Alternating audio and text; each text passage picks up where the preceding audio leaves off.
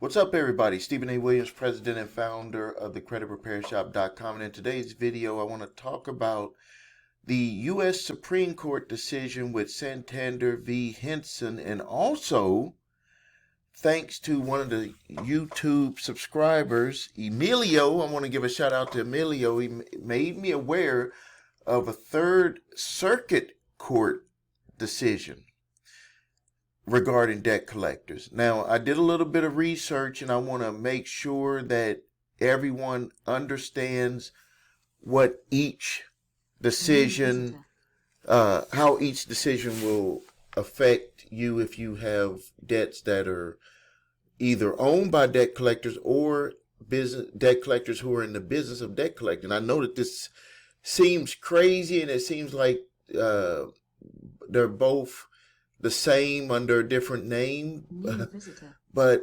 the Supreme Court and the Third Circuit, in my eyes, have really confused things. But these are still two separate decisions, and one of them does not affect the other one from what I've been able to get from my research. So first, let's get started here off of my notes. I got Supreme Court case Henson v. Santander Consumer USA. In 2017, the court unanimously ruled that companies collecting debts they owned are not considered debt collectors under the Fair Debt Collections Practices Act. Here's why this matters.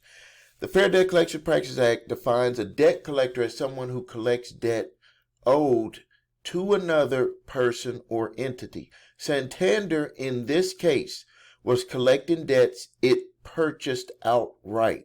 The Supreme Court concluded that because they owned the debts, they were not acting as a debt collector under the Fair Debt Collections Practices Act. I mean, you could take away from that from whatever you want. So the key takeaway is if a company owns the debt it's collecting, it may not be subject to the Fair Debt Collections Practices Act. However, this decision left some questions unanswered. What about companies whose primary purpose is debt collection, regardless of whether they own the debt? This is where the Third Circuit comes in. This is where the Third Circuit's decision in Barbado, I believe, versus Greystone Alliance LLC. In 2019, the court clarifies that if a company's principal purpose is collecting debt, it's still considered a debt collector under the FDCPA, even if they don't directly engage in the collection activity themselves. So, in this case, Greystone bought debt portfolios and hired third-party agencies to collect the debt.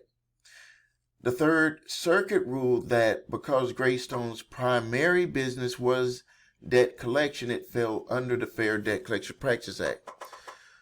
So here's what we've learned from both cases so we can have a clear understanding. The Supreme Court Henson decision focused on ownership of debt.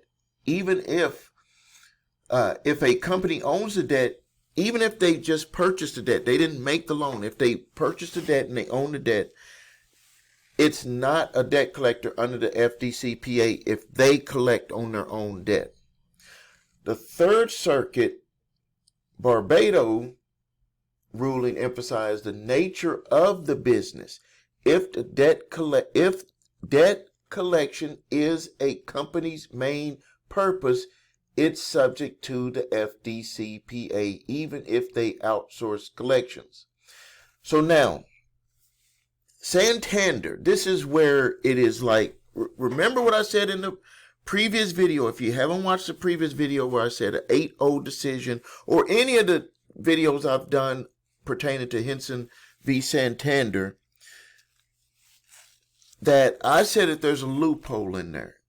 And the loophole is still available to companies who purchase debt and they have their own people calling to collect on that debt. And Because what they could do is they could set up a portfolio company to be able to be the one who's going to be calling on that debt, or for them. They could still get away with doing it. Now, with Santander, this is the crazy thing. Santander's principal business is not debt collection.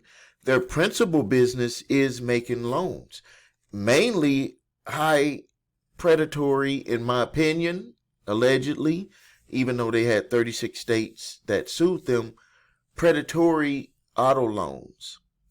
And now they've gotten into the business of buying out old repo debt deficiency balances and putting it on their books, and then going out there suing people and going after those debts.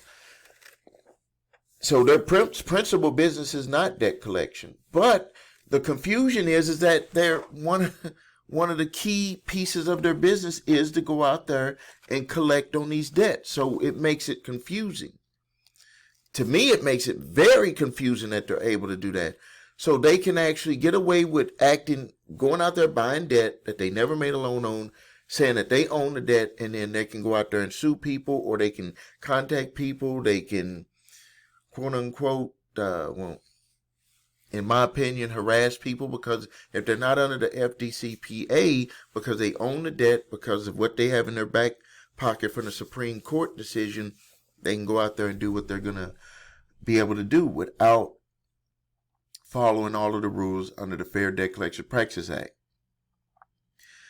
So with the Third Circuit decision, it still does not, in my opinion, affect what is going on with companies who purchase the debt and they collect the debt for themselves, that they don't outsource it out.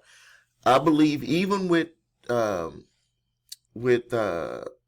Supreme Court decision, in my opinion, if Santander was to hire out to a third party to collect on the debt, that they would end up falling under the FDCPA, because if they're handing over documents to a third party to collect on a debt, that company has to do is under the Fair Debt Collection Practices Act, and that those document requirements to be able to even go after the individual are protected under the Fair Debt Collection Practices Act, which would cover over to Santander for hiring a company to go after a debt, because they would all be under the FDCPA. But as long as Santander stays within themselves, they would not be under the FDCPA. Now, also, this gives me an answer to something that I didn't even think about that was happening when I made my video years ago about Santander, and that people were telling me that they were being contacted by Santander